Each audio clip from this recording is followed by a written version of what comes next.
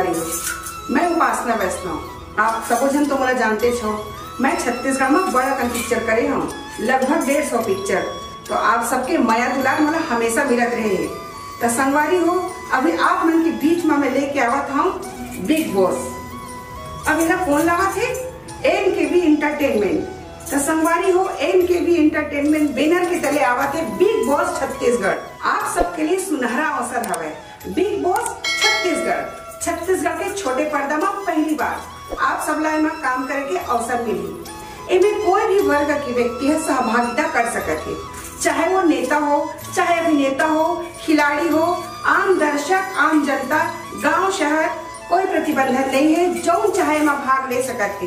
तो संगवारी हो, आप सबसे निवेदन है कि आप सब जो बिग बॉस के घर में प्रवेश करना चाहत हो और जल्द से जल्द अपन आवेदन ला शामिल करो ऑनलाइन बिग बॉस छत्तीसगढ़। और ज्यादा जानकारी बात ये नंबर में संपर्क करो। अब आप मैं बता दूं, एक होस्ट मैं हूँ उपासना वैष्णव। धन्यवाद। जय जोहार, जय छत्तीसगढ़।